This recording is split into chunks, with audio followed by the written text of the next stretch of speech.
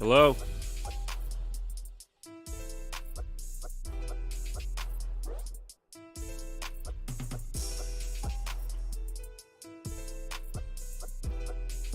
Welcome to the stream, everyone. Can you hear me? I got a new microphone, so I might still have to work out all the kinks. I feel like it might be... Well, this microphone is kind of known for having low volume, so I don't know if I set it up correctly, but as long as everyone can hear me okay, and as long as you can hear me over the music, let me know if the music's too loud or if it's too soft.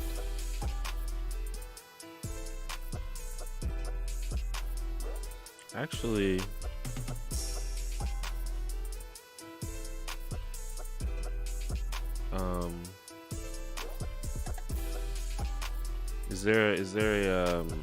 is the audio out of sync? I think I'm gonna turn the volume down. It's high on my end, but we'll see. We'll just do that for now.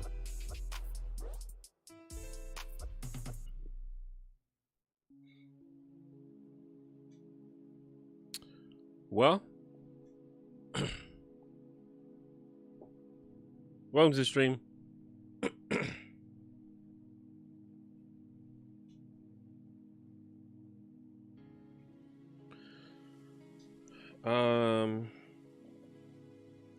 Don't really have anything super planned for this stream. You can just chill and chat. Title the stream AMA. I mean, I feel like every stream is basically an AMA anyway, but we're just chilling for a little while. Just wanted to chill with the viewers for a little while. I mean, that's okay, right? Anyway, I got a new mic. I'm really excited about it. You've probably seen this mic on every podcast you've ever watched. It's basically the industry standard, and I'm pretty excited about it. I finally got one.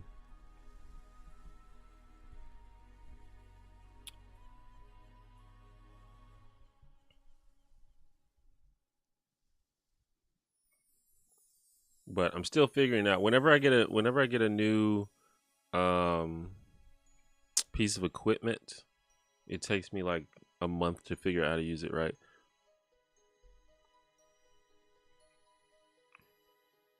Thank you for the kind words, Jen.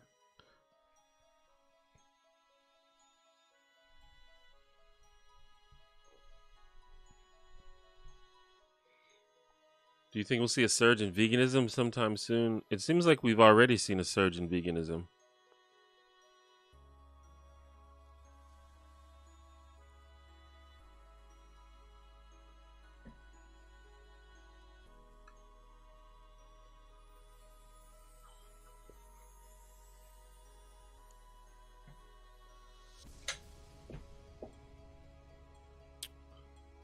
Anyway,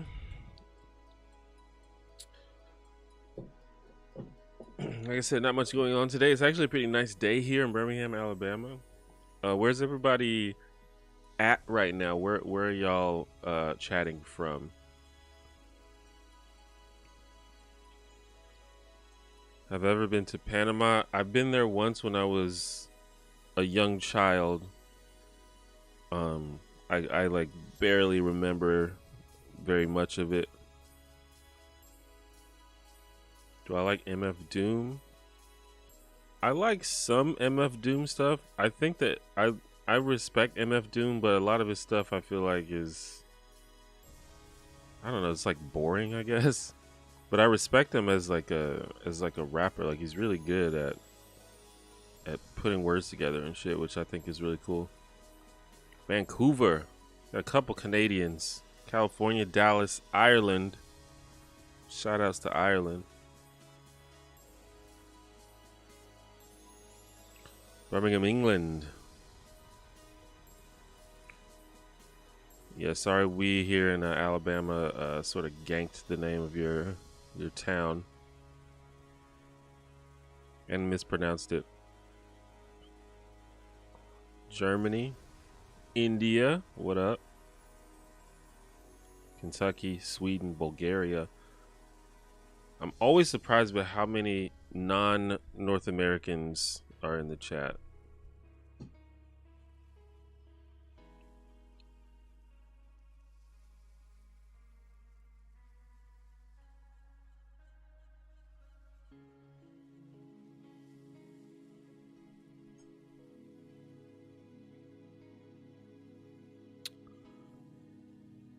Well, I mean, it's how's everyone's week been? I feel like it's been a wild week. I mean, I guess it's been a wild year. Every week has been kind of weird and wacky, and we're not really sure what's going on. And I guess this past week has not been any different. We got 2 people from India. That's what's up.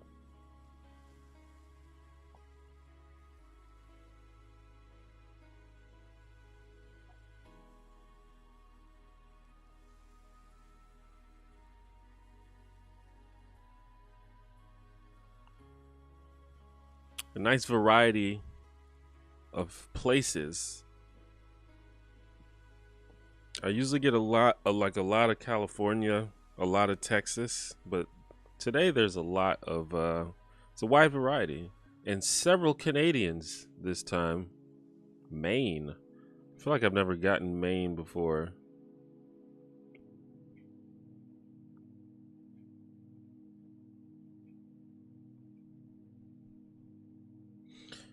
Anyway, this stream it's probably not going to be a super long stream, so I do have some things to do later on, but we'll chill for a little bit. I put out 2 videos in the past 2 weeks, so make sure y'all check those out if you haven't yet.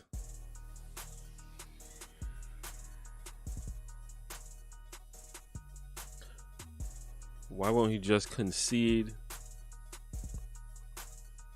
I mean, did you expect him to? I don't think anyone expected him to.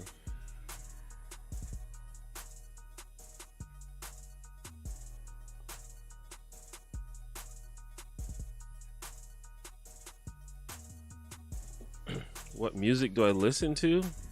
Pretty much the only music I listen to is basic. I've talked about this before, but I think after you get a certain age, you kind of don't have the like energy to keep up with like new music, and you just listen to the stuff that you liked growing up. And I think I'm at that point in my life where I pretty much only listen to stuff that I liked growing up.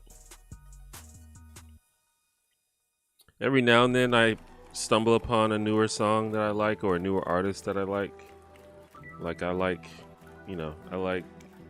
Cardi B and Billie Eilish and Lizzo, and I don't know, there's a couple of other people, but generally I don't follow a lot of new music. But taking a look at Joe Biden's planned executive orders, not really. I know that he's talked about reversing some of the stuff that Trump did, but I haven't taken a close look at that. I think that's one of the things that I'm going to do on my stream is just spend some time following what Biden is doing.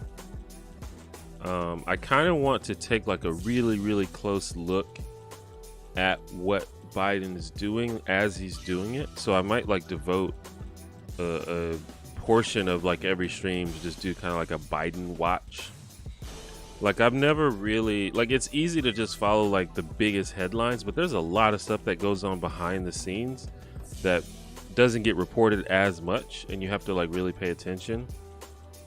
And I don't think I really have ever done that for a president or any official, honestly. The only time I really have ever done that is like in retrospect. Like, recently I took a look at a lot of the stuff that Obama was doing that I didn't really pay that much attention to while he was president. So I want to try to actually spend some time on the stream doing that, when Biden becomes president.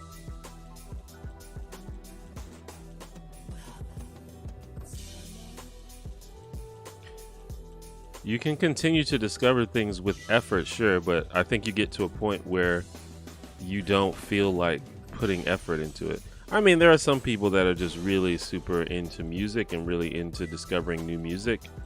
I don't really care that much. I mean, I like music, but I'm not super. I don't like particularly care about discovering new music. It's not like a passion of mine, I guess.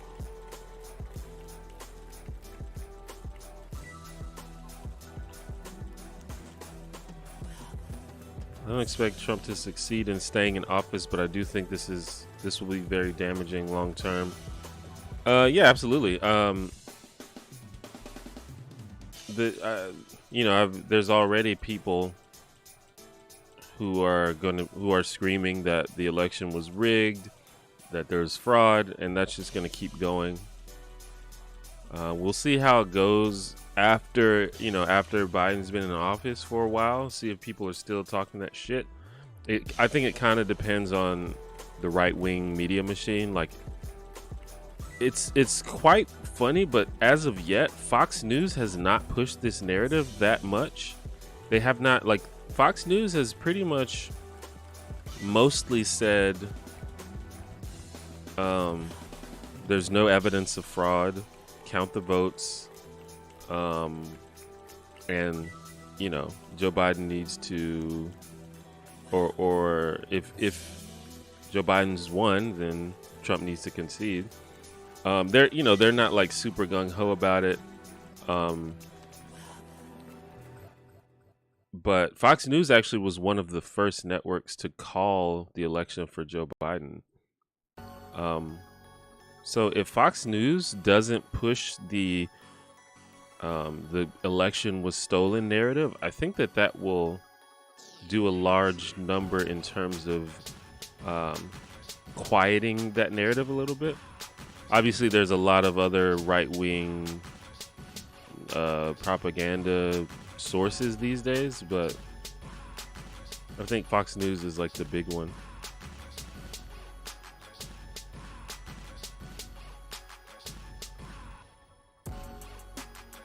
It would be cool if you reported on Alabama politics. I mean, maybe a little bit. I really feel like most people would not be interested in that. But, you know, maybe every now and then. Do I have Spotify Premium? No.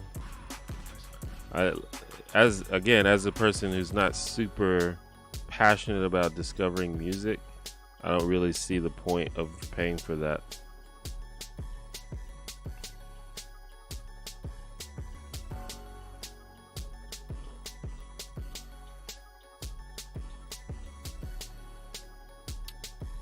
Do I think there's a fix for polarized media?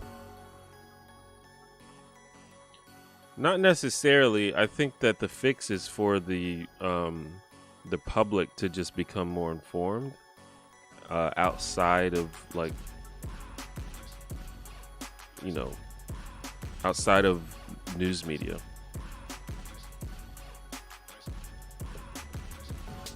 I think people just need to be more educated and more informed.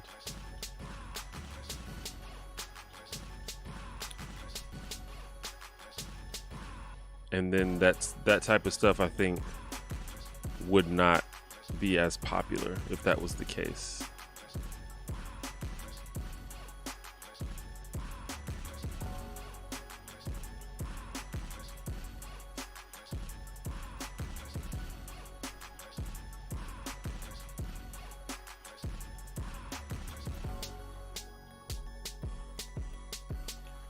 Do you think Trump will have to be dragged out of the White House or leave? Will he leave willingly? I mean, I don't know if they're going to have to, like, physically remove him literally, but it seems like he is never at any point going to concede. I think the most likely thing is he's just going to quietly leave and just not talk about it. He's already been, uncharacteristically silent lately. He hasn't made any public appearances as far as I know, and he's only tweeted like 2 or 3 times over the past week.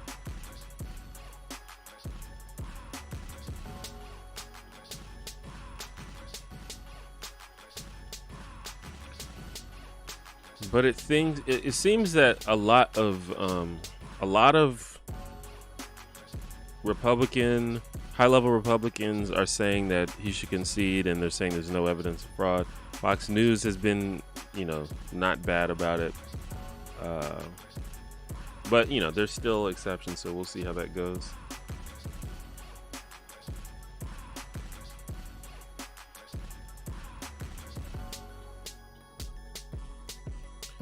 What do you mean informed outside of news media? Isn't that where we ultimately get our information from?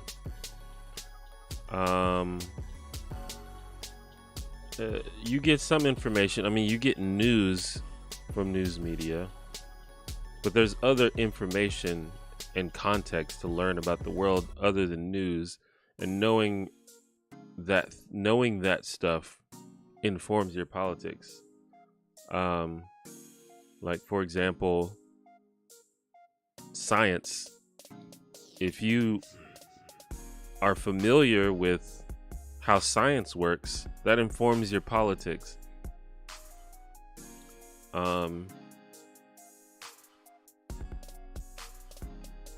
History. If you're informed about history, that informs your politics. Like, if you've ever read about fascism, or if you were ever taught about fascism in school, and then you look at the Trump administration, that should affect how you view that. They're not going to teach you what fascism is on the news media.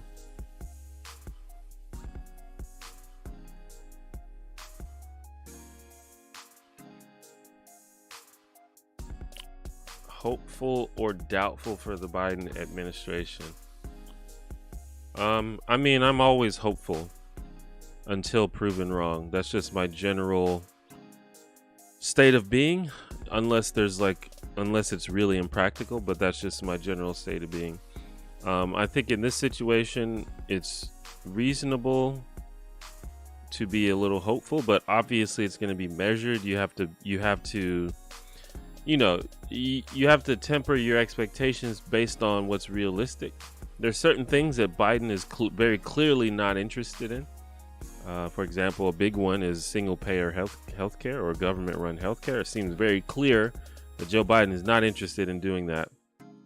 So I think it would be foolish to expect him to do it. However, he's talked about a lot of other things that he is interested in doing. You know, not single payer healthcare, but increasing access and making it more affordable, possibly adding a public option, things of that nature.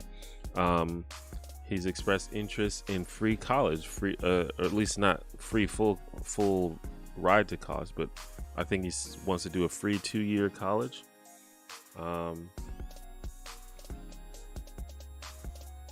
Joe Biden has talked about a lot of more progressive things. I think that Joe Biden is, at least in terms of his policy proposals, he will be easily the most progressive president we've ever had. Which is obviously we or I would like it to be even more progressive, but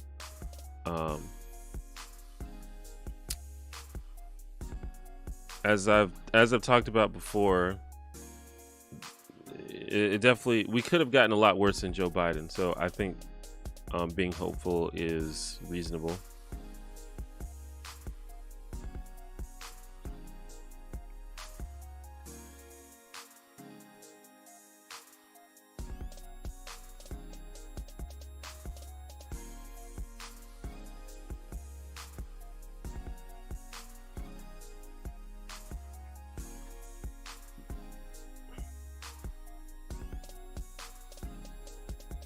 Do I think nationalism is rising in communities of color? Probably not. It seems like it's decreasing. In America, at least.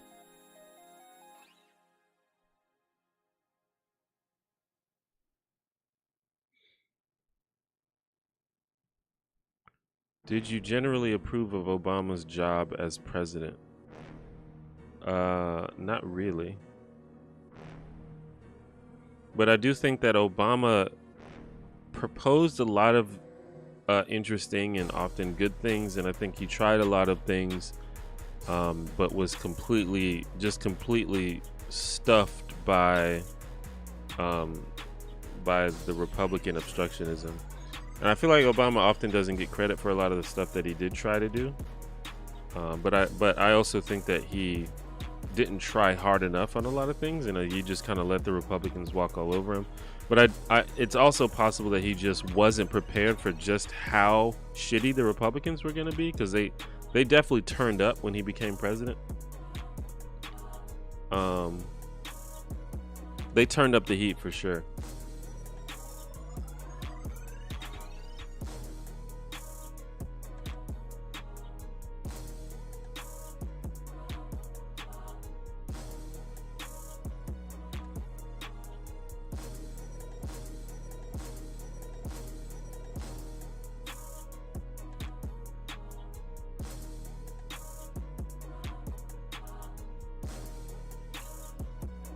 Well, I'm not an expert on LBJ, so I don't really want to respond. Perhaps you're right, but we have a president that is seems interested in environmentalism, has acknowledged the existence of LGBTQ people, specifically mentioned transgender people, which has never been done before, at least not in like a acceptance speech. Seems to be concerned with racial justice, but we'll see. We'll have to see what the actual policies will be. But I'm just, in terms of the way that he's talking, I don't, I've never heard of any candidate go to that quite that extent. And I do think it's quite remarkable because it just doesn't happen. Even with regard to like social issues and stuff, even people like Bernie Sanders and Elizabeth Warren were less interested in the social issues than they were in the economic issues, which the economic issues are a big thing, but they didn't talk about it that much. They just kind of mentioned it because, you know, that was a thing, but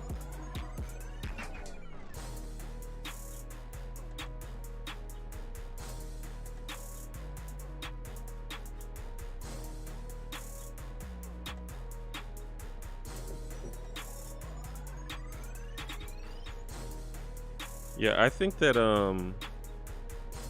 I think Obama got a few things done for sure. Most of them were compromises though. But at that point, you know, given what he had to work with, you know, I mean, to be fair, he started out with a full Democratic Congress, and he could have gotten a lot more done, but he decided to reach across the aisle so heavily. And I think that was his downfall because the Republicans took advantage of that, and they did a very good job of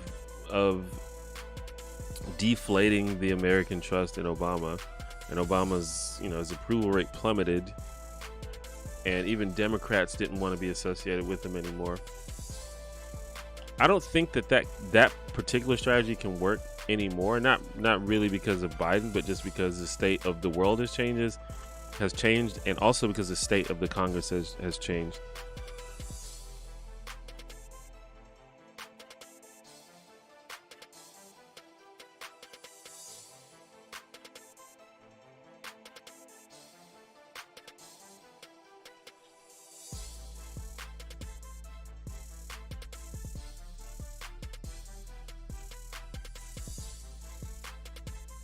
I mean, I think that compared to all of the presidents that I've experienced in my lifetime, Obama's probably the best one.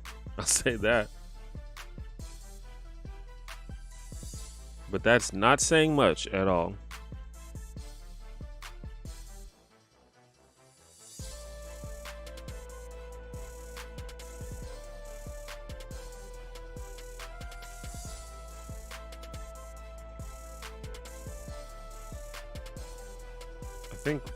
I think it was I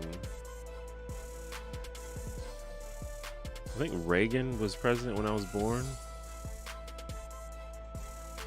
and then George Bush Sr., and then Bill Clinton, and then George W. Bush, then Obama.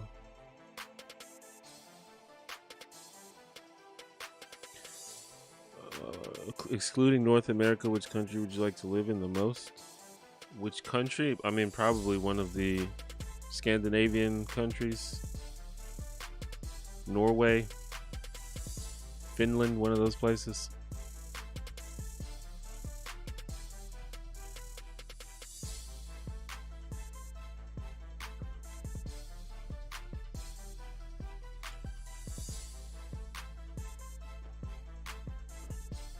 And this is where it's like, I don't know what's going on.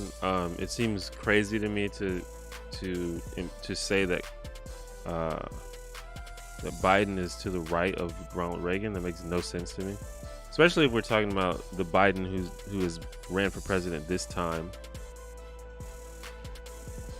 But people say shit like that all the time. It's like, I don't know, maybe I'm stupid, but that sounds like absolute nonsense to me.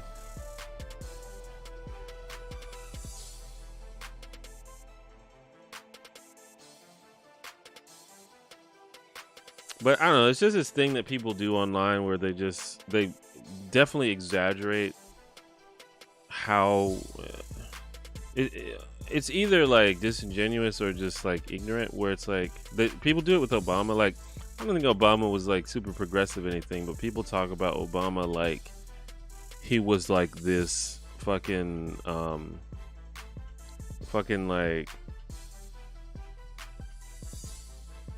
like Nazi in disguise or something, or like he was like this this conservative dude who like who just never even put any effort into trying to enact any progressive policy, which is like, I mean, you're just not paying attention. And this is something that I've had to realize when interacting online, is a lot of people like truly talk out of their ass. Like they don't know, like they are speaking about a thing that they don't actually know about. That happens a lot, where it's like they just like fall in line with the common narrative. It's like, oh yeah, Obama, yeah, he's like super far right, he sucks. But it's like no analysis of Obama's presidency comes to a conclusion that he was some kind of far right conservative. He wasn't like a socialist, like they made him out to be. But it's super clear that Obama is left of center, and at least by American standards. And I know a lot of people have these weird standards of what counts as left. Like some people are like, if you are a capitalist in any way, then you're definitely not left of center. I feel like that's kind of a weird way to look at it, but in terms of using the government's power to try and make people's lives better, which is kind of what I would describe as left of center. Obama, Biden, probably even Hillary Clinton, I think they all fall in that category.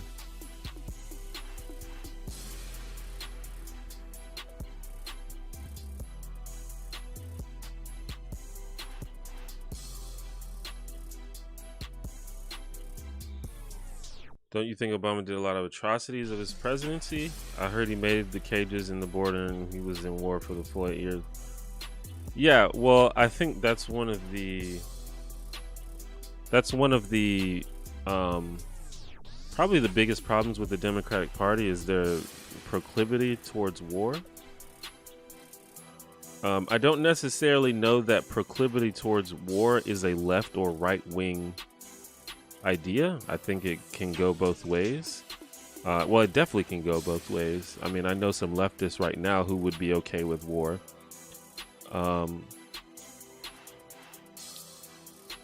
But for me personally, as a person who's pretty strongly anti-war, that's one of my biggest problems with the Democrats. However, I also think that foreign policy and immigration are subjects that are extremely, extremely complicated, and far too complicated for probably everybody in this chat and me to really understand and make definite statements about. But we can give our visceral reactions, and I will say that my visceral reaction to a lot of that stuff is pretty negative. Obama is well known for his administration's aggressive immigration policies. He's well known for his amping up of the use of drone strikes. Like that was a Obama thing. Obama was super into drone strikes, even though we know, and it's been reported many times, that something like 80% of the time the person who's killed by them is not the target of the drone strikes, and often the people killed are civilians. We know that, and my visceral reaction to that is that that's abhorrent. But yeah, this is something that I think has come to characterize Democrats, and that's one of the biggest problems with them. But again, I don't know if that's, warmongering is like a left or right idea specifically.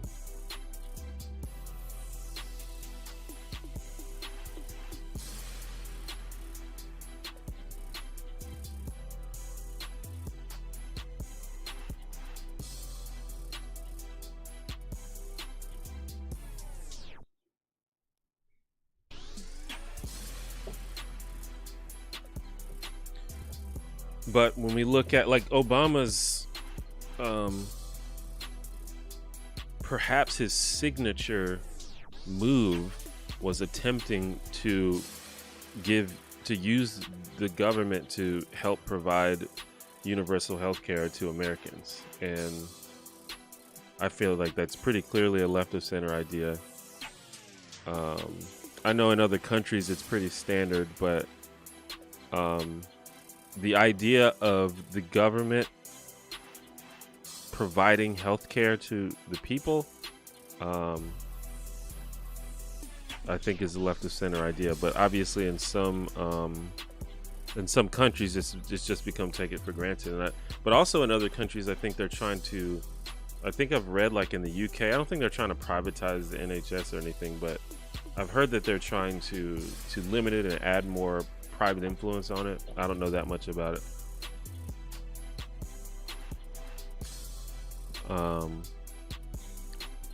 Obama attempted to do things about climate change and the environment. Environmentalism is, I think it's pretty clearly a left of center idea. He was stopped by the Congress a lot. Like, I don't, do y'all remember the ideas about cap and trade and things like that? Like, those were Obama era ideas that just got knocked down, and now no one talks about them anymore. So, you know, I just am pushing back on the idea that Obama was this fucking like conservative who pretended to be left wing. Like, I feel like it's just a statement grounded in ignorance, or you're just making shit up.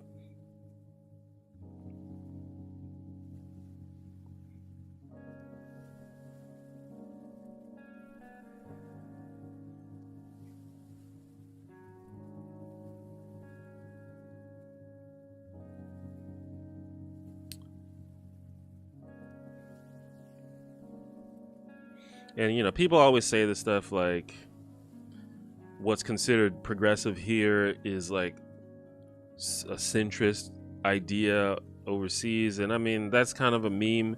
Maybe that's true to some extent, but I feel like it's maybe a little bit exaggerated. But it's all about actions, though. Don't get me wrong. I'm not trying to predict that Joe Biden's going to be this amazing president. In fact, I think there's going to be a lot of frustrating things about him. But the way that I operate is, yo, you know, you run for president, you run for office. All right, tell me what you're going to do. Tell me what you believe. And then once you tell me, I was like, okay, I decide if I like that or not. And if you say some stuff that I like, then I'm like, okay, let's see what you can do. And then from there we go and see, are they going to do what they said? Are they going to live up to those things? And we'll see. I'm not really interested in trying to read people's minds. I let people show me what they're going to do. I let people tell me what they're going to do. I'm not trying to read people's minds and see it's like, oh, he's lying, or yeah, he says that, but he's not really going to do it. Like, I'm not trying to predict the future. I'm not trying to read people's minds. So we'll see. Who knows? But like I said, Joe Biden's been saying things that a lot of other politicians have not been saying. Obviously, people, you know, there's Bernie Sanders, there's Elizabeth Warren, there's other people, you know, he's not the first person to acknowledge the existence of transgender people, but he's the first person to win the presidency to acknowledge the existence of transgender people, you know. So I do think that a lot of that stuff is remarkable, and we'll see what he does. That's all I'm going to say. It's possible that he does nothing, but I think it's reasonable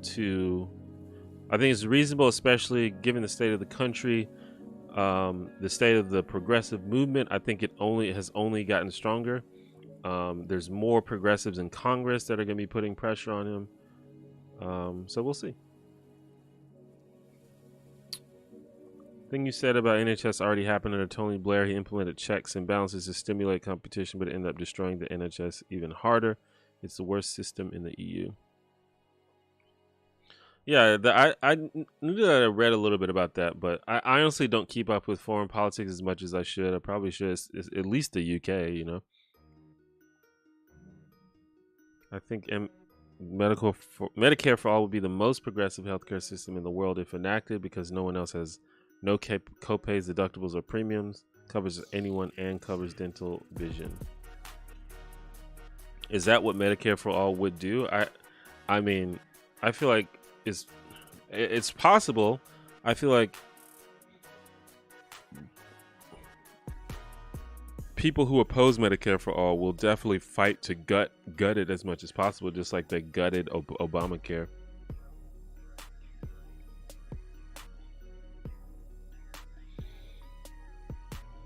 And I had a discussion recently.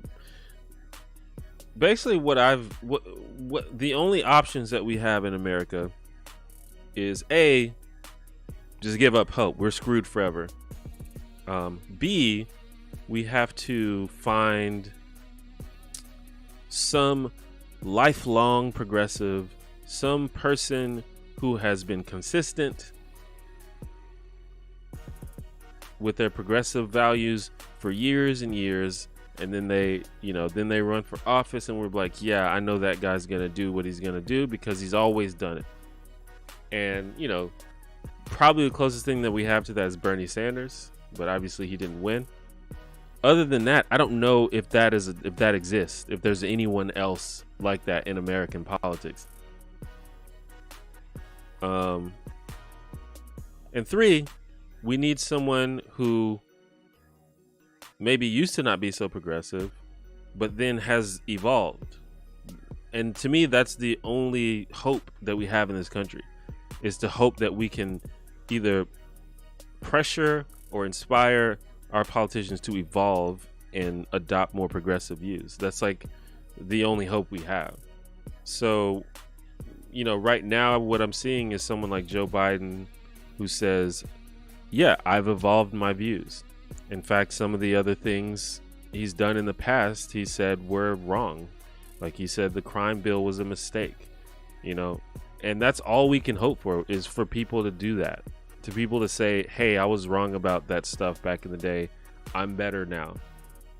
It's possible that he's lying. But what's the point of participating in politics if we just assume everyone's lying whenever they say that their opinions have evolved?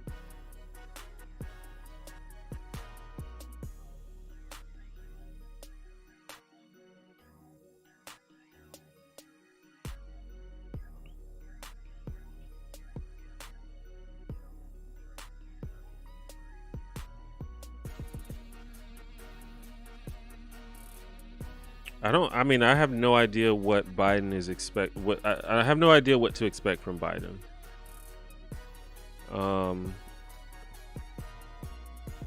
I think that there's just some quality of life changes that are going to happen, which is why just the fact that Trump is defeated is good. And I think that he was defeated by someone who's quite different than he is.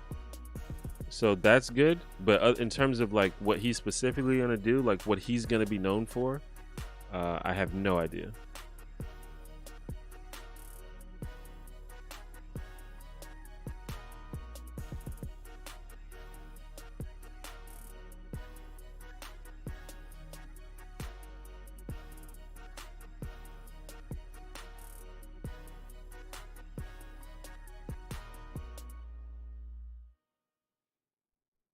I don't know that Biden's even going to be able to make a lot of change if we don't flip the Senate, and then people act like he was totally able to but didn't for some reason. Yeah, well, that's the same thing that happened to Obama. However, I think that people underestimate the influence of the president, and they influence the influence of the political structure as a whole. Because when you look at Obama, and this is something that I realized, it wasn't just the Republicans. The Democrats were complicit.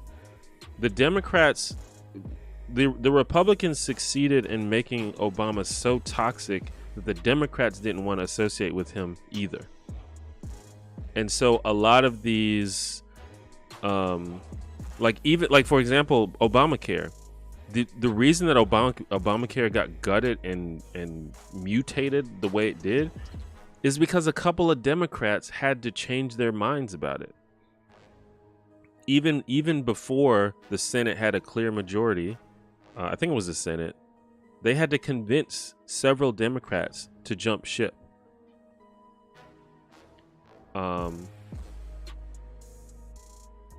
And they did it. So it's not just, hey, we've got a majority, we can get anything we want done. We can, the influence of the political structure and the political narrative can affect things as well, even when you don't have the majority.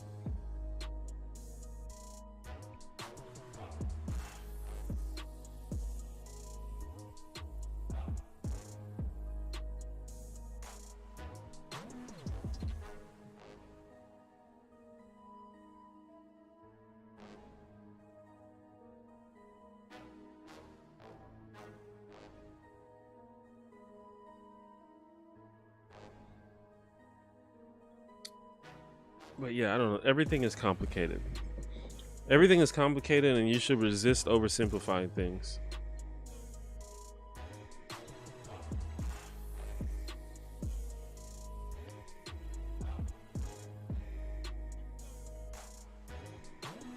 The election was pretty stressful, especially the fact that it took like fucking 6 days before we before we learned who won.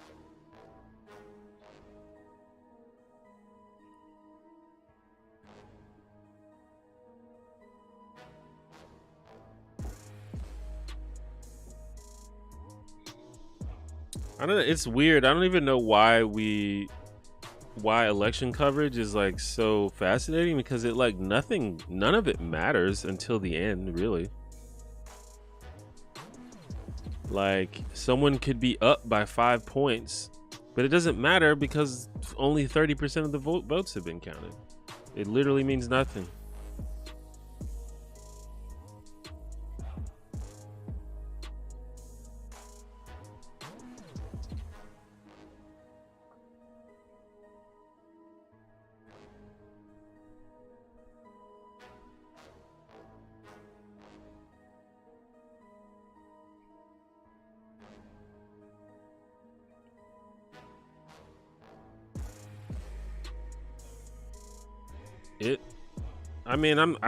I watch it too. I'm not saying it's not interesting, but I think sometimes we overthink things.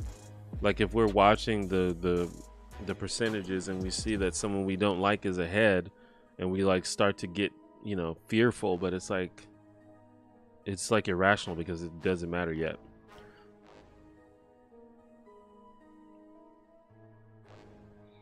But yeah, I fell asleep to election coverage every night, and every morning I checked my phone to see if anything had changed. I definitely looked. I definitely kept up with it.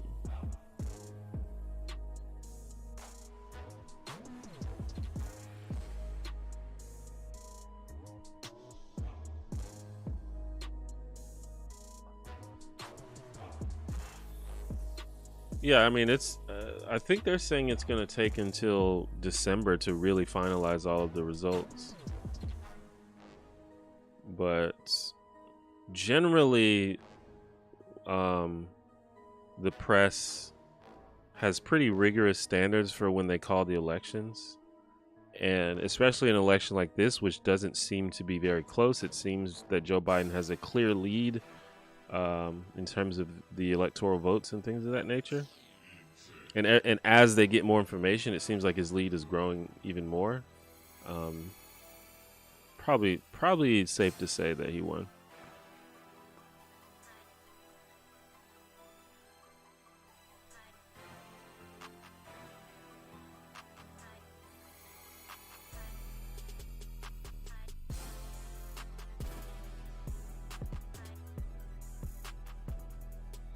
I had to remind myself every now and again that me staring at the election screen wouldn't change the results. For sure.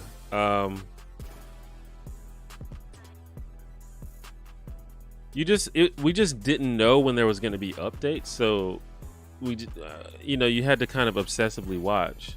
Every now and then it would be like, okay, updates from Pennsylvania coming in 1 hour, and then it would be like, it'd go from 70% to 85% or something.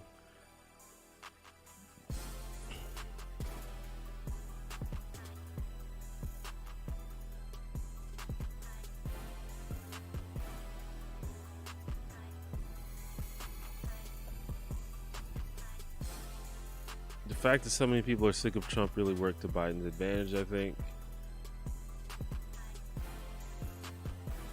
Well, for sure. I mean, I think there's a lot of things. I think Trump's mishandling of COVID is a big part of it.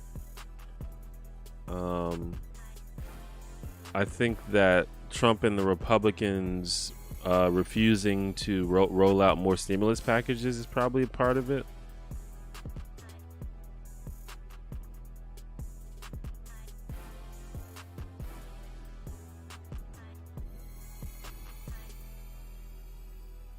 I think that I've said this before, but I think that Joe Biden picking Kamala Harris was a brilliant move, and I think that helped them a lot, especially with black women. And we've known that black women, if they show up, they can really change a vote. We know this intimately in Alabama.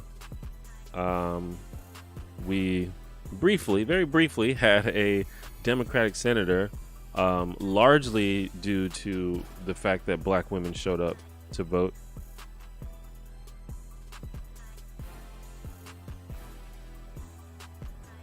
What's up, crazy wool lady? I've been chilling. I've been good.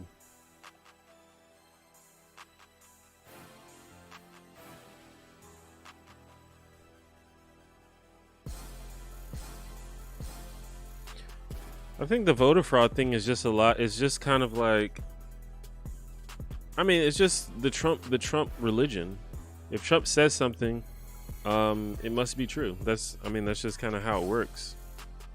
If Trump accepted the results and just conceded, there would probably still be some people. There'll be some Alex Jones types that talked about voter fraud, but it would not be nearly as widespread of an idea.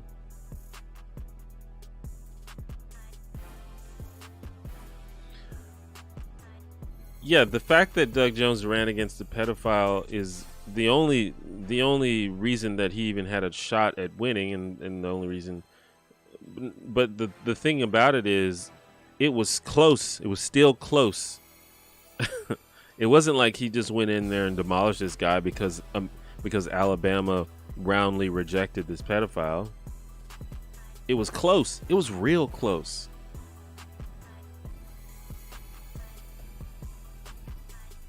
Do you think black women like Kamala, or do you think it was anything better? I do think that black women like Kamala. I mean, you can just kind of look around, just talk to people. I think women in general like Kamala.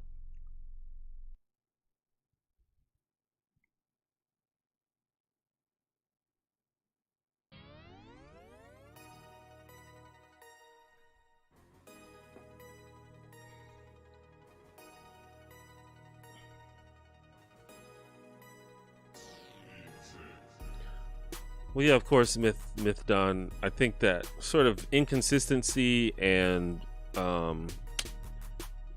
projection are sort of the staples of conservatism and Trumpism.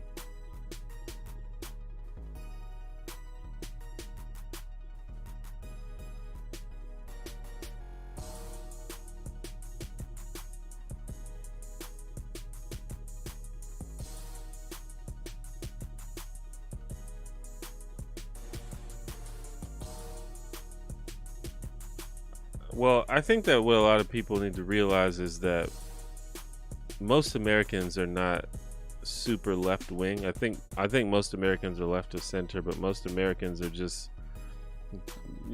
liberals.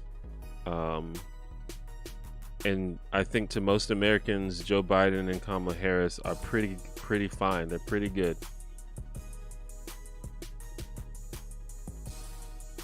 I think a lot of us have this sort of bubble where we think that our Twitter timelines represents the world at large, but I don't think that's really how it is.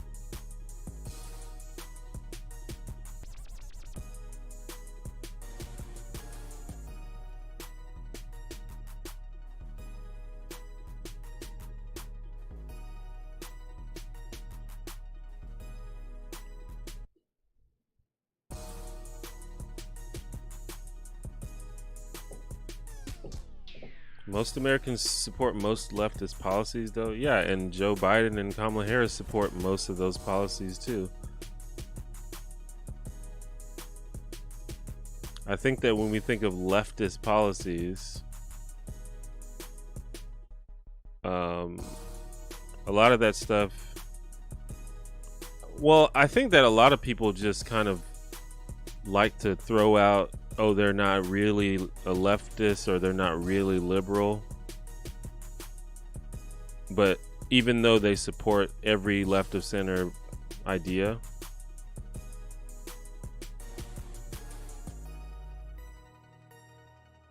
I do think this election is a little bit different than the last one, where people are a little bit more exhausted, and they definitely, I think people were more likely to come together in opposition to Trump. But I also think that most Americans are fine with Joe Biden. Most Americans are fine with Kamala Harris.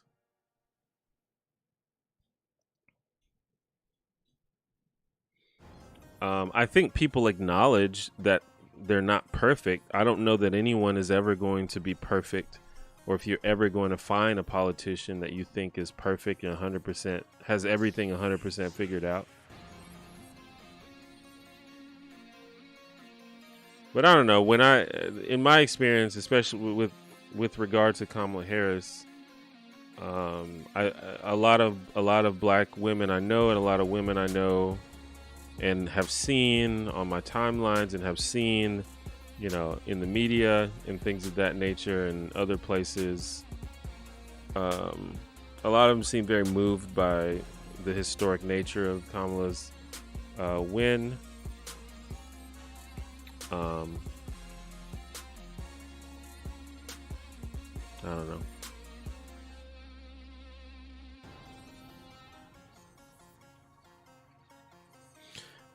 I don't know. I think a lot of our arguments are just kind of either based on sort of what the crowd's saying, or based on sort of this emotional reaction to things. And a lot of times it's hard to like talk about stuff, because it's like one person's reality can be different than another person's reality. Like, two people can look at the same thing and just get wildly different conclusions.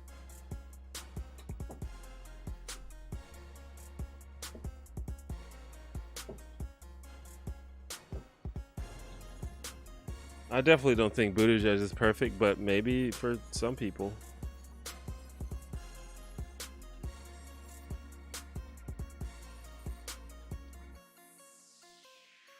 Thank you for the compliment, wool lady.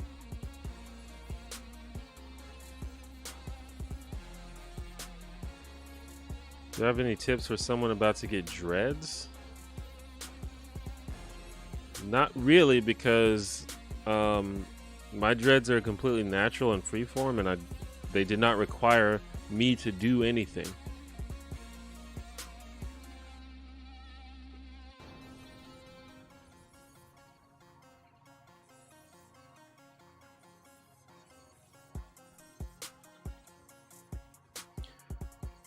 I mean, I think all perception is subjective, but then there are things that don't make sense that seem to be objectively wrong to me, but maybe it's subjective. Like earlier someone said that Joe Biden is to the right of Ronald Reagan. And to me, that seems objectively false. But maybe it depends on how you look at it. I don't know.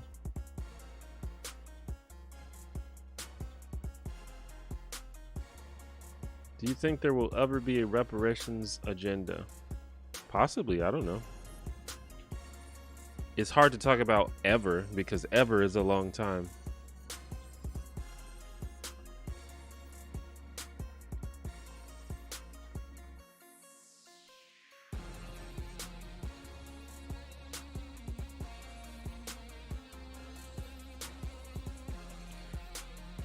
I think that any Democrat or progressive that wins has to be strong for their progressive stuff, because that's what Republicans always do and they get away with it.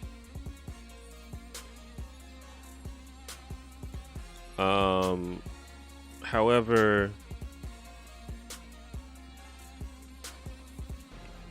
I don't think it's possible to govern in our system without communicating with the other side and figuring out how you're going to be able to work with them, which often involves compromise.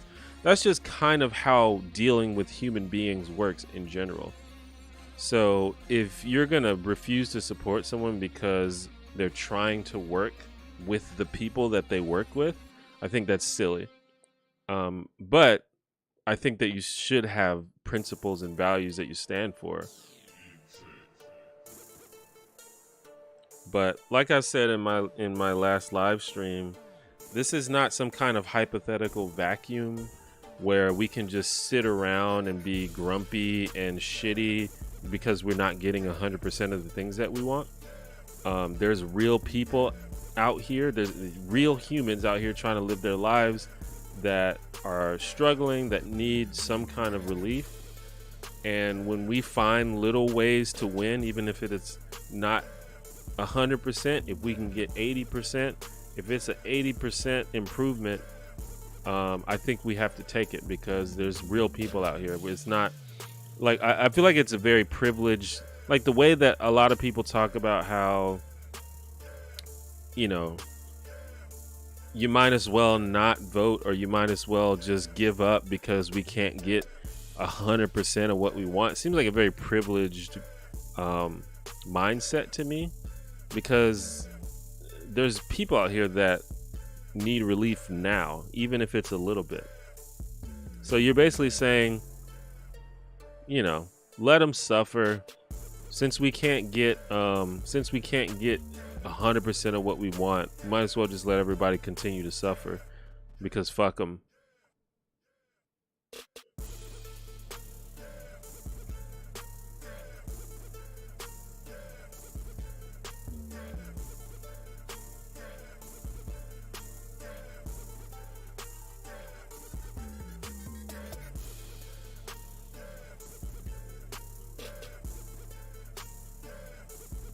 No, I do think that I do think the current Republican Party is I mean, they're analogous to a terrorist organization. They do not seem to be very interested in compromise, and it's going to be tough to work with them. But you still have to work with them. That's the problem. They're still there. They're not going away. So that's why the office. I don't envy anyone that has to be a president or that has to be in the Congress. I don't envy that job, because it sounds terrifying and stressful and hard. But that's the job. That's what you have to figure out how to do.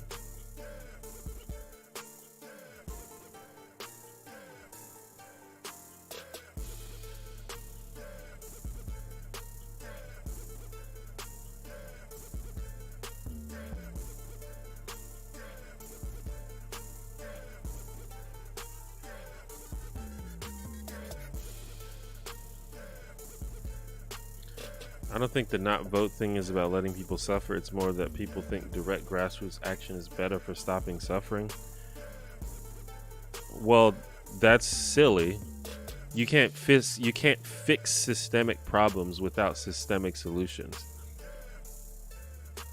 Also, I think a lot of those people are not those grassroots activists you're talking about. I think it's just people being shitty and sitting at home and moping and typing about how Biden is actually a fascist. But, you know, maybe some of those people are.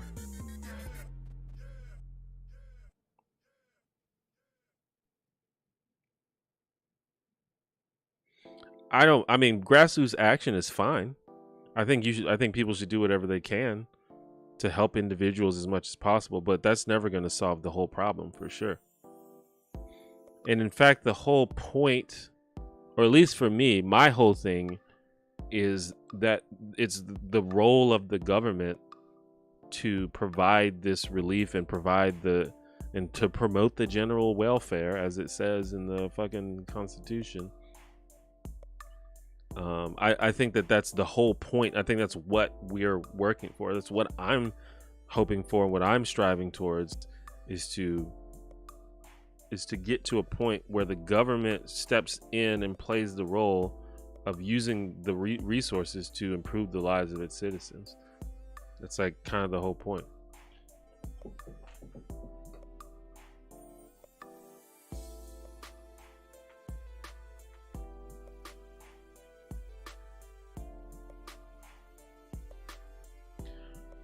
I mean, I almost prefer, like, a lot of people are politically apathetic, and I think that's kind of weird. I think that's pretty, I think that's a privileged way to be. But I prefer the political apathy to the people who actively discourage people from trying to do anything. From the people that are like defeatist, or the people that basically the people that are discouraging us from being hopeful for the future. Empathy to that.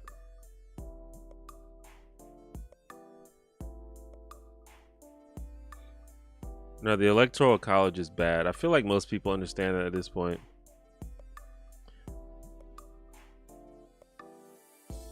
How do you think the modern, I suppose, Western democracies can wind their way out of their current oligarchical, lobbyist, money-controlled state? Well, a lot of... Screen messed up for a second. I think my internet is going slow.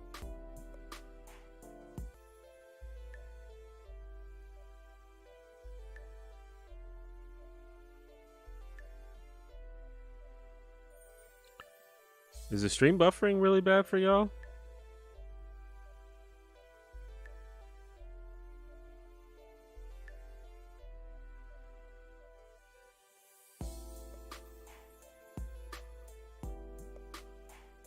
Why does this never work? Hold on.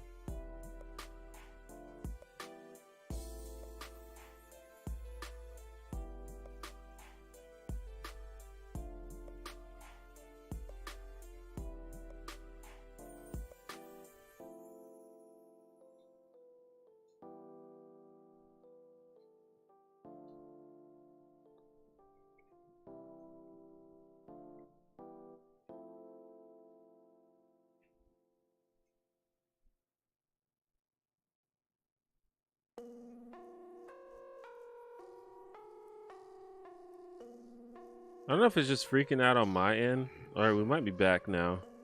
Was the stream like buffering really bad for y'all?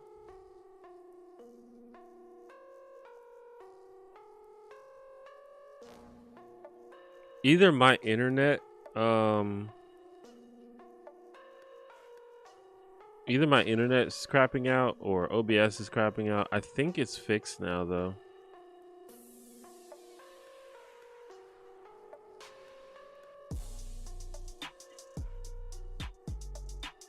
Yeah, I don't think it's YouTube. I think it's either my end or my internet, maybe. Fucking Spectrum, I swear to God.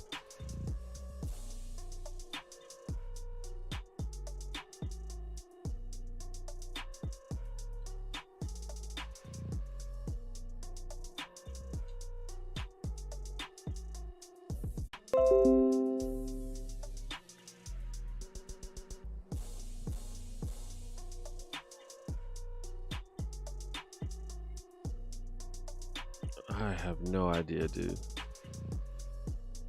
Okay, I'm just gonna go. I think like the chat lagged as well now, so I might be behind a few seconds. I think I might be behind a few seconds on the chat. Anyway, the last thing that I was reading was someone was asking, how do I think that Western democracies can get out of the oligarchical, money-controlled state? And I think that the first step is just changing the law, like the fact that the fact that lobbying is legal. The fact that lobbying is legal in America is ridiculous. It's literally legal bribery. Like at that point, like that's an easy first step, is just to like to make a lot of that shit illegal, just make it illegal. Get rid of Citizens United. Get rid of lobbying. We can do that just by changing the laws. And then beyond that, I think it's just gonna requiring. Well, I think it's just gonna be a natural result of the transfer of wealth. And it's hard to. I don't like to talk about the transfer of wealth because that sounds cringy. But that's essentially what it's gonna take, because a lot more money needs to be spent on. In my opinion, a lot more money needs to be spent taking care of workers and consumers and just everyday people. And I think that's just going to require a lot of the money to come from the top to roll back around to the bottom. And when a lot of those people at the top simply have less money, I think they're going to have less control over politics. Anyway, what do you think of ranked choice voting? I think it's obviously, I think it's an improvement to the sort of winner takes all mentality that we have now, but it's one of those things we would have to try and see how it works. I've never seen it. Don't some places use that?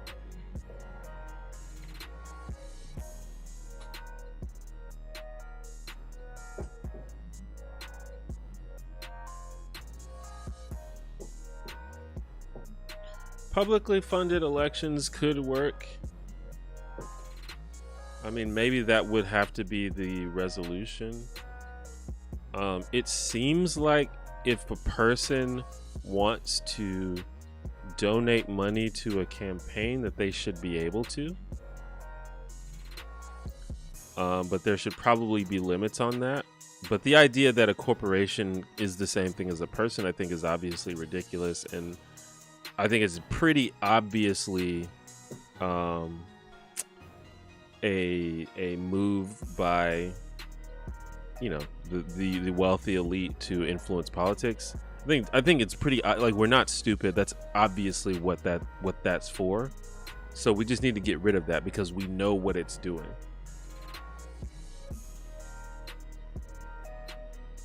Yeah, I answer the same questions a lot, but I don't mind answering the same questions. I don't know. Some streamers and other people get mad when they have to answer the same questions. I don't really mind. It's like, in fact, it's easier for me because I already know the answer because I've answered it before. But I don't mind answering the same questions again.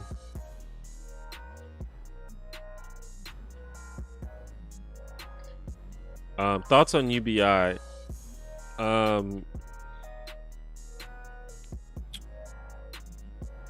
Well, in terms of, so basically my main thing about my main solution to the problem of poverty is to make it so that people don't have to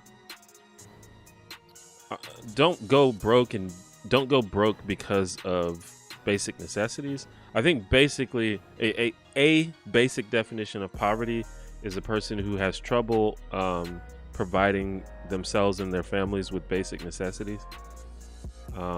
So one of the ways that you do that is by UBI. And as I said before, if we had a politician or a Congress that proposed UBI and put a vote to it, I wouldn't say no. I wouldn't be like, no, don't do that. That's dumb. I'd be like, yeah, let's try. That's probably going to help a lot of people. But I wouldn't say that that's my favorite way of tackling that problem. I feel like if you just dump a bunch of cash on people, they're not necessarily going to spend it on basic necessities, especially people who are used to being poor. I think that the poverty mentality runs deep in this country, and until there's a lot more education about finances and things of that nature, just giving people checks is unlikely to actually solve the problem of poverty. It's probably like the most ironically, I feel like UBI is a very American solution. It's like, yeah, just give people more money. because it offers the most freedom. It lets people choose what to do with their money.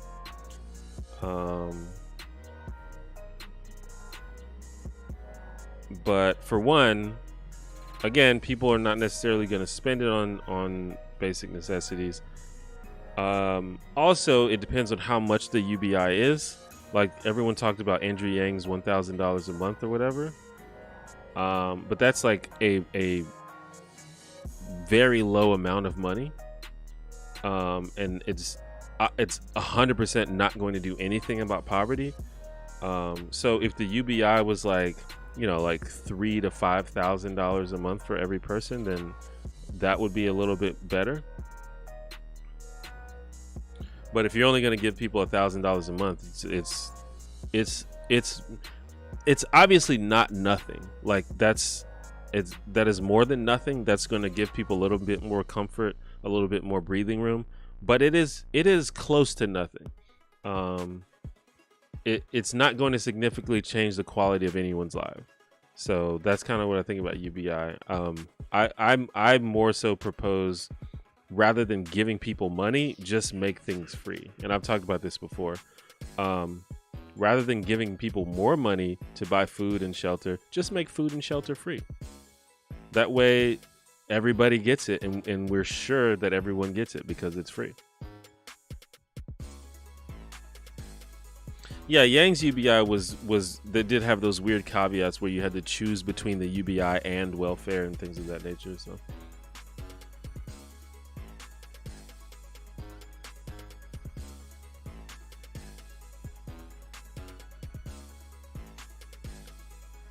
yeah, I mean, obviously it'll help the economy. When people spend money, it helps the economy. We've seen it every time there's been a stimulus bill. It helps the economy, but helping the economy is like not what I'm worried about when I talk about eliminating poverty. Like that's not the concern. When people talk about like improving the economy, I feel like that's just a really nebulous thing that can mean a lot of different things. And it's like, maybe it helps the economy for some people. Like maybe it helps businesses do better. Maybe it improves the quality of life for a certain class of people. But you know, I just feel like that's weird when people like propose that as like as a benefit of something. But yeah, when people spend money, it helps the economy for sure. But that's not the thing that I'm concerned about in this particular conversation.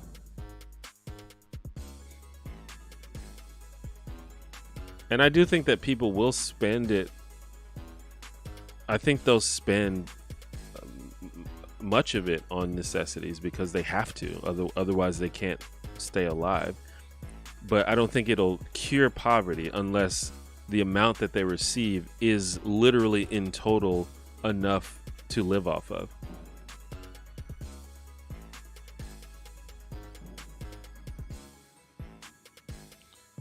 Do I think poverty or wealth disparity is a bigger issue, like the amount of money someone has or the difference between the lowest and the highest? Which is a bigger issue morally? I'm not super concerned with wealth disparity because I think that if any program that sufficiently tackles poverty will always reduce wealth disparity. And I think it's fine for there to be for people to have more than other people as long as those other people have their basic necessities taken care of. It's obviously ridiculous for there to be both billionaires and, you know, people that go hungry and live on the streets. Those two things shouldn't both exist in the same society. But if there's any solution that goes to help those people who are going hungry, that's going to require, I think it's going to naturally require there to not be billionaires. I think it's going to be a natural incidental result of any solution to that problem, because, you know, where else is the money going to come from? I think that people who don't have that much money think that $1,000 a month is a lot, but it really isn't. I promise you it's not.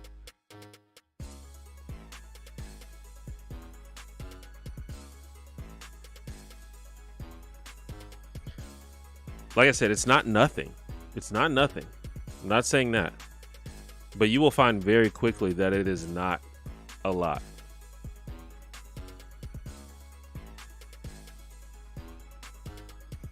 And I kind of know this from experience. I've had my income increase by about $1,000 a month, like overnight almost, because a few years ago I got a lot of Patreon support really quickly, and it's like, yeah, it made things a little bit better.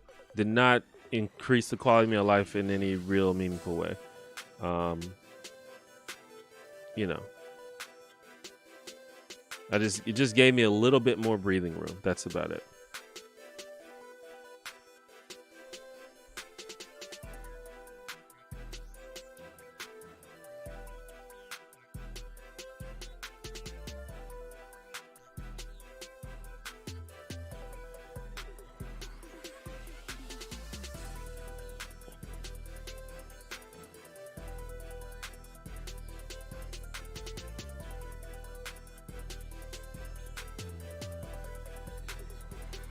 Yeah, I guess in general what I'm saying is I like for money to go towards programs rather than just giving people checks, because the programs are always there.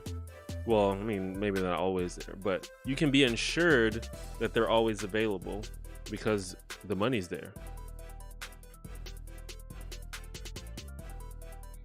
I mean, maybe I'm explaining it better because I've definitely said this exact stuff before.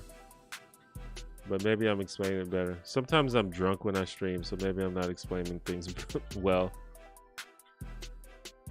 Oh, well, I'm not. I'm rarely drunk, but sometimes I'm drinking.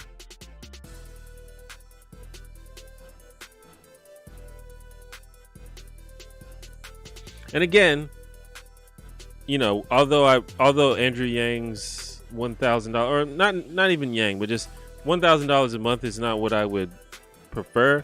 But if someone was like, hey, we're going to give everybody $1,000 extra a month, I'm not going to be like, no. I'm not going to like advocate against it. I'm not going to go protest it. I'm like, yeah, give people more money. Always give people more money. I'm down for that. But I just want to emphasize that is not a solution to poverty in any way.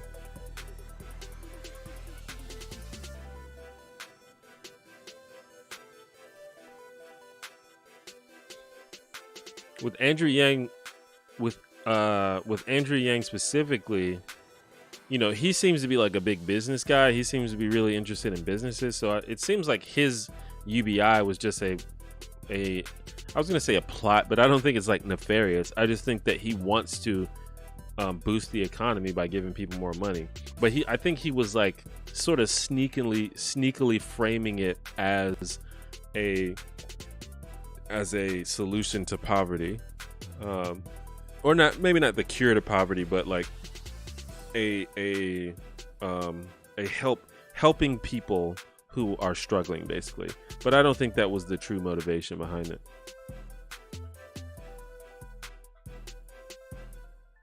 Do you think corporations would just raise prices accordingly if everyone got more money? Yeah, they would, unless you made it illegal for them to do that.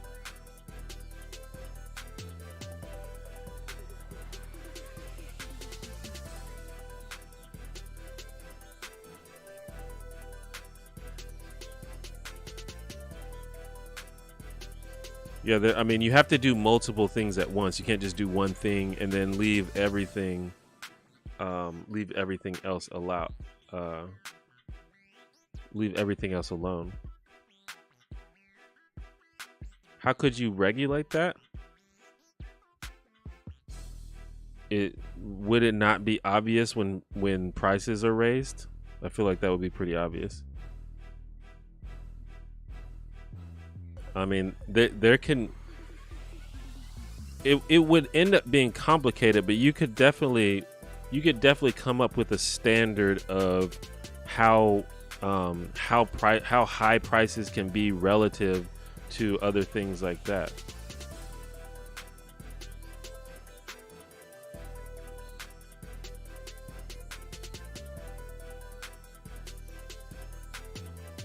I mean, I don't think it's going to be a very simplistic thing. But I think sometimes we pretend that things are more complicated than they are. Like, it is obvious when companies raise prices in reaction to legalization rather than in reaction to the market.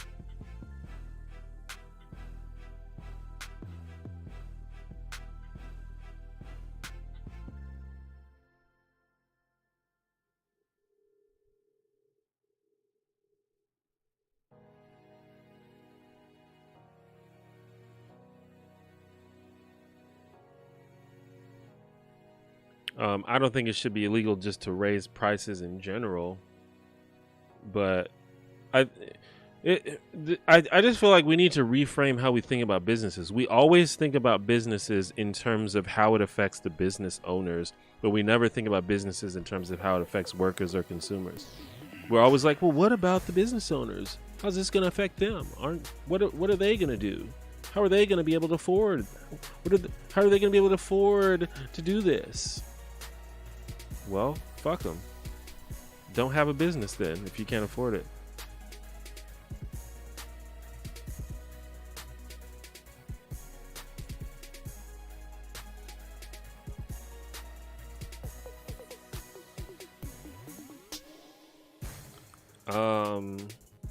I this is obviously going to require like completely rethinking how we do all of this stuff. It's not going to be done overnight, but the way things work now, it's not going to work for sure.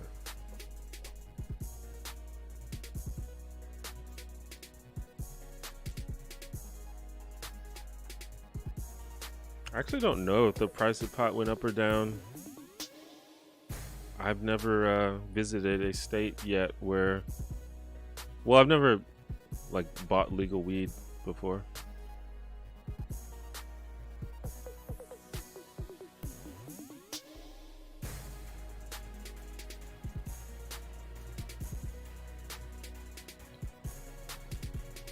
And honestly, we're seeing that we always see little microcosms of this stuff. Like, there are so many people that are living off of unemployment checks right now, and they've expanded unemployment. They've expanded food stamps. The government is giving out so much money to people right now.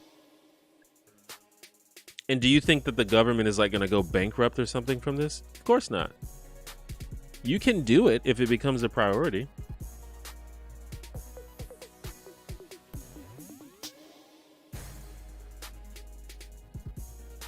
Now, obviously, sometimes the check that you get is not the same amount you would get if you would be working, but they've expanded. Like, I know some people that are getting a pretty decent amount from unemployment, and pretty decent amounts from food stamps.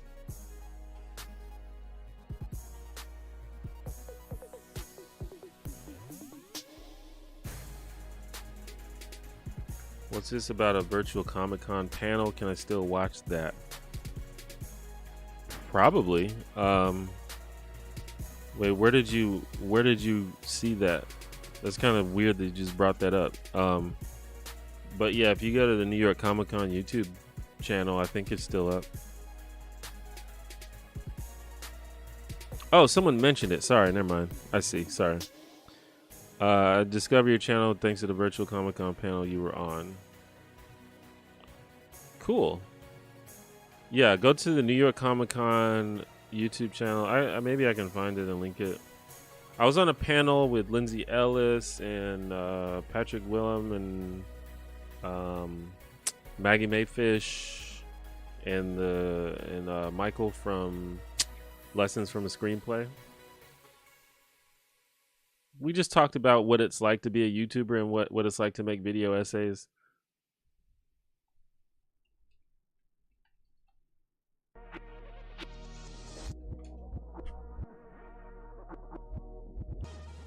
Yeah, here we go.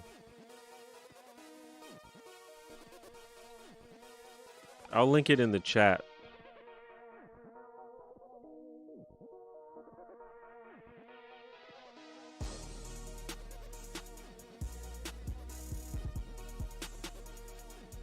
You know, 3 years.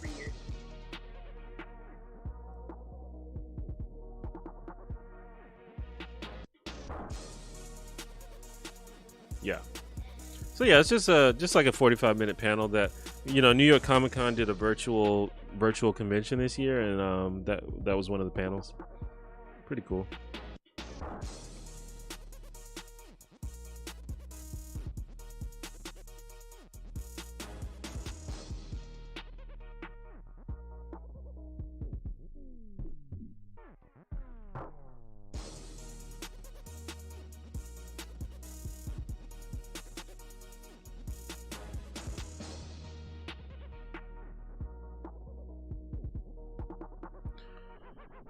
But yeah, probably just gonna stream for about 15-20 more minutes. The time has actually flown by. I didn't realize I've been streaming for this long. It's already been almost 2 hours. That's what happens when you have a lively conversation. I've got to prep my D&D game later.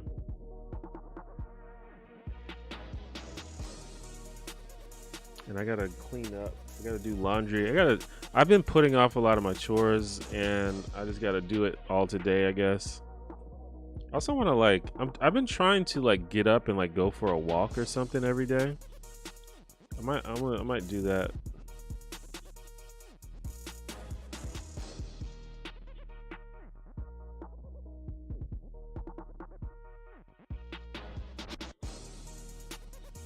I'm curious about your income. If you say that $1,000 isn't that much, well,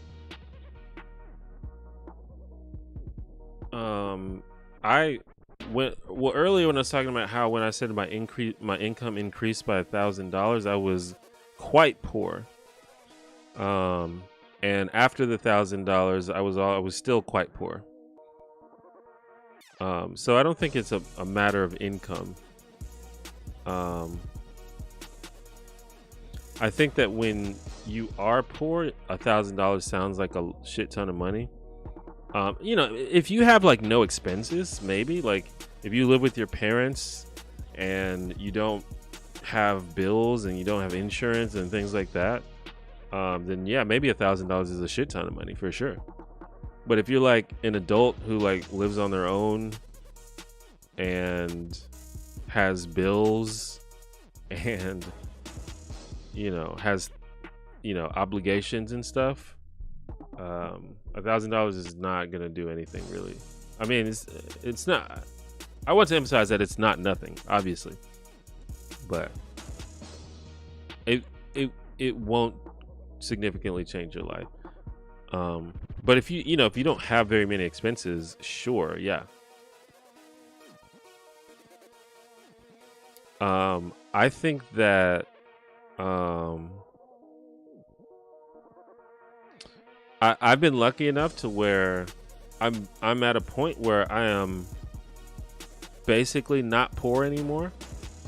And that's, you know, thanks largely to you all for supporting this channel. But I don't think that the income is the key here.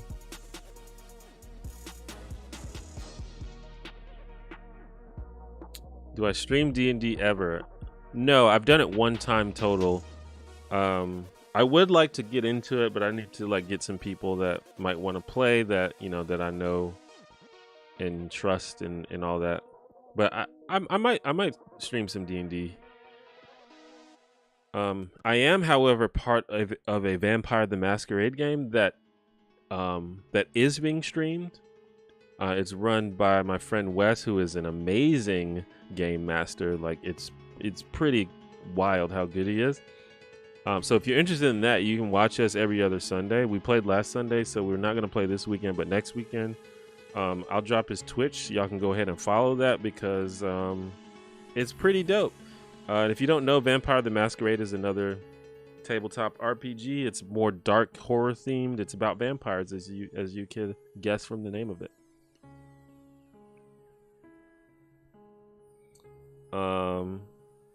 I feel like, and also the other players that I'm playing with are amazing, and they're way better than me at role playing, but I'm learning and I'm getting better, and I'm glad that they let me play with them.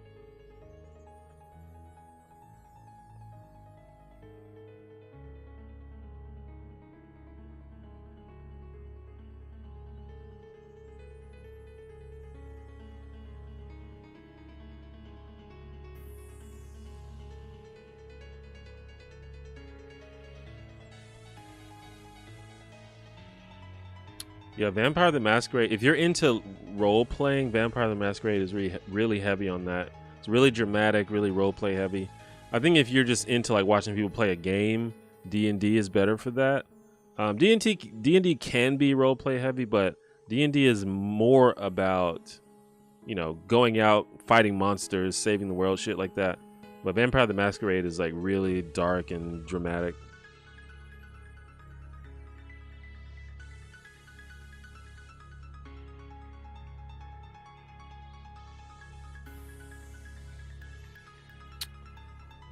But yeah. Again, if the government wants to give people $1,000, I'm not gonna oppose it. I think more money is always good, but I just want to acknowledge that it's not going to significantly change your life, and it's not a solution to poverty for sure.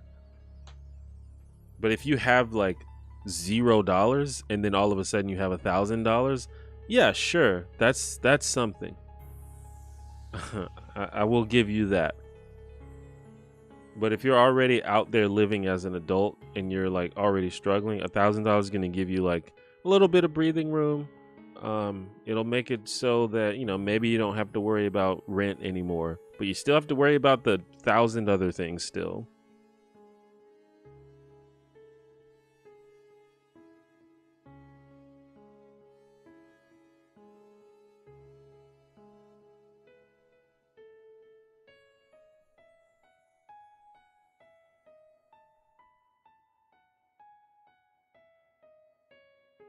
Especially if you have kids. If you have kids, forget it. $1,000 is nothing if you have kids. You probably will like barely notice it if you have kids.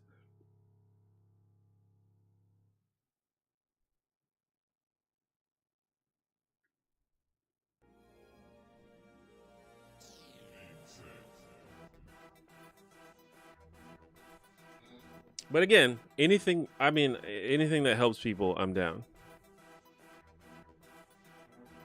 Like if I could personally afford to give everyone $1,000 a month, I would do it.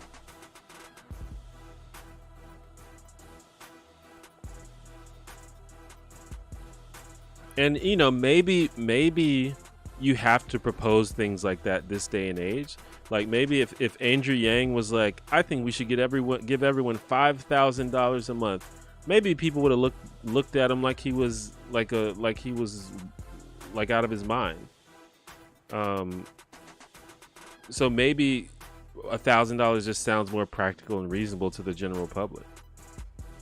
It's appealing to progressives, but it's also appealing to more moderate people. They're like, yeah, I can see that. It might boost the economy. But if you came out here with like $5,000, maybe those more moderate people would be less into it. So, you know. But, you know, if someone asks me what my ideal situation is, then, you know, it's quite a bit different than what we have now and what people are proposing now for the most part.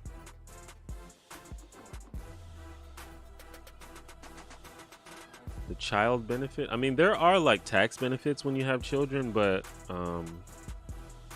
it's still pretty rough. You still have to like feed them and shit. I think there are some tax credits you can get, like which increases your tax refund, but it's not like you get like a monthly. I mean, you know, obviously there's like welfare and food stamps and stuff like that, but I don't think there's any sort of like monthly stipend or anything you can get.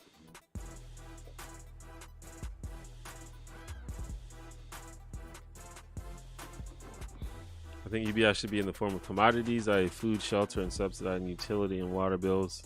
Yeah, I mean, that's closer to what I think as well.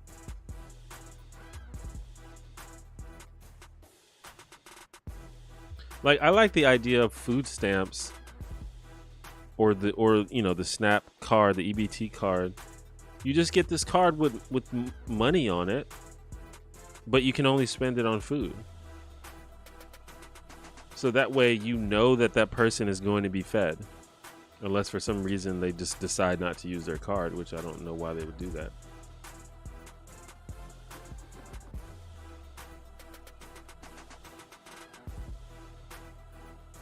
Would society function without poor people? It seems to be inherent for a group of people to take the brunt of society's shit. I don't really know why that follows. I don't think so. I would have to hear your argument for why that seems inherent. It doesn't seem inherent to me. It seems like a broken system to me. It seems like something that shouldn't have happened.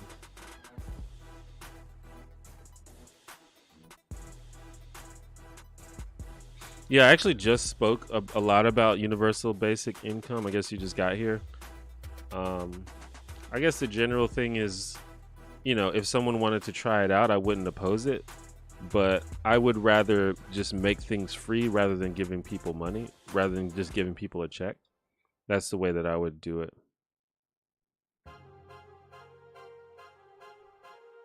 Child benefit in the UK is a whole other benefit. It's legit as much as welfare in the US for each kid. Interesting. So many people sell their food stamps though. Is that true? I mean, maybe. I feel like these days it's hard to sell it because because you get like a card, but I guess you could just give someone your card. But that just seems like unlikely. Like it's almost like giving someone your debit card in exchange for cash.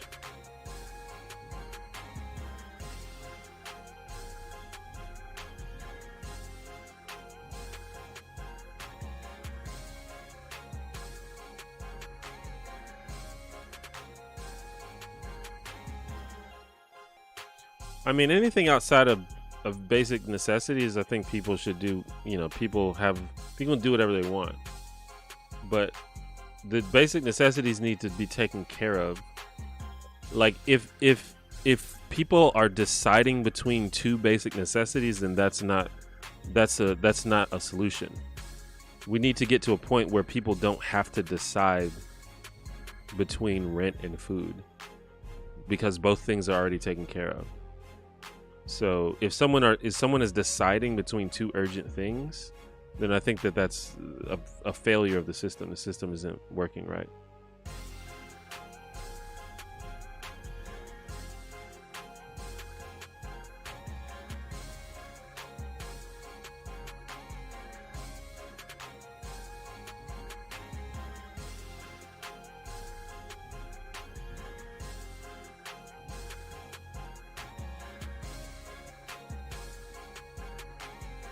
So it's just one of those things where it has to be a sort of a holacious. What is the word?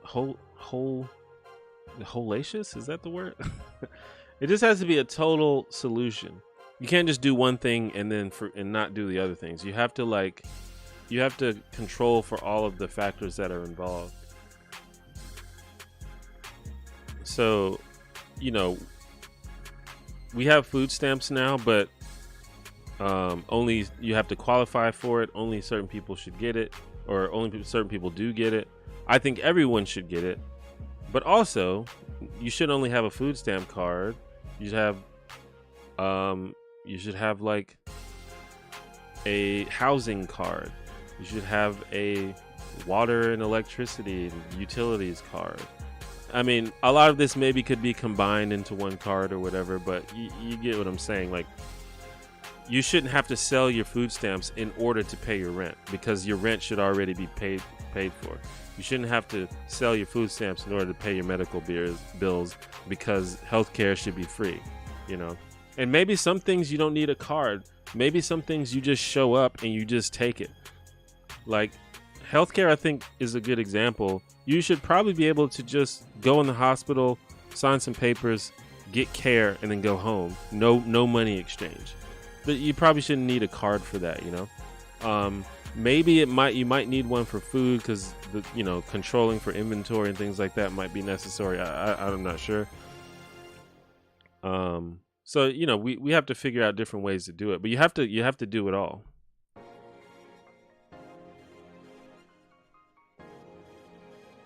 Holistic, I think that's the word I was thinking of.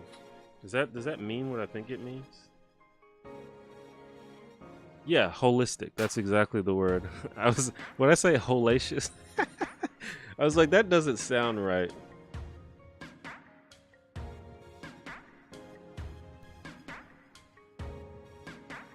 Am I pro-revolution or political reform? It depends on what you mean by revolution, but I mean political reform, I suppose, is closer to what I'm talking about.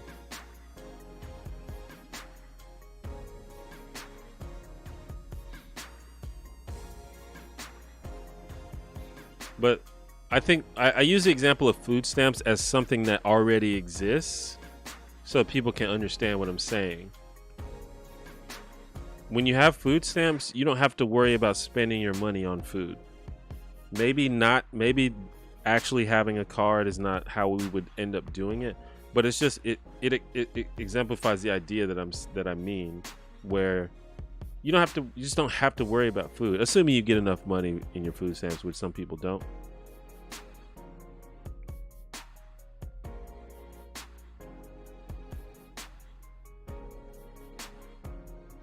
Humans are super malleable as a species. One of our oldest documented social behaviors is taking care of weaker members of the group. So I don't think it is inherent for us having someone take the brunt of society, rather the opposite. Well, this is the thing that goes with that too, is much of the problems in our society are caused by a small number of people. It's not like the majority of humans are just shitting on poor people. This is caused by just a small group of people in power who are using that power in either a greedy way or in like outwardly malevolent way. It's not humans. It's not like human society is just determined to keep people poor. It's just that we have a system that is able to be exploited by a small number of powerful people, and that's the thing that we have to fix. Did I go to uni? Yeah, I went to the University of Alabama. I didn't finish though. I didn't graduate, but I went there for several years, and I changed my major around a couple times, but I settled on being an English major. But I studied like art and I studied philosophy. I very briefly studied film, but I ended up being English.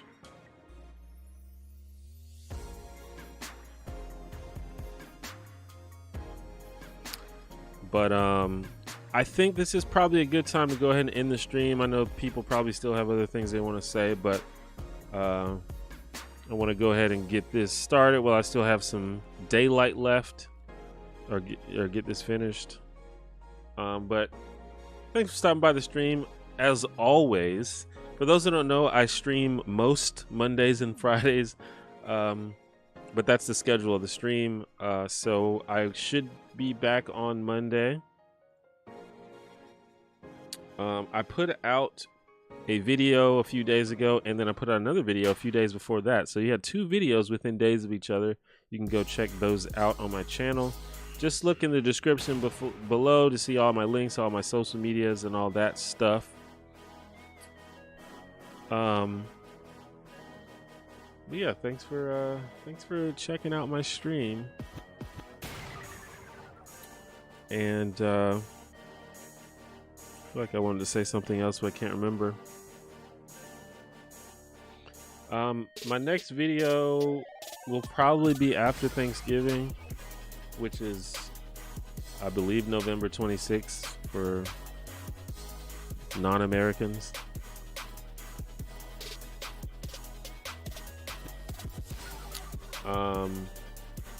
Yeah, definitely, if you want to make sure you never miss a stream, you have to click that notification bell. That's kind of the only way to ensure that you don't miss the next one. But yeah, I think that's it. I will hopefully see y'all on Monday. And feel free to like follow me on social media and all that stuff. Feel free to email me if you want to ask more questions.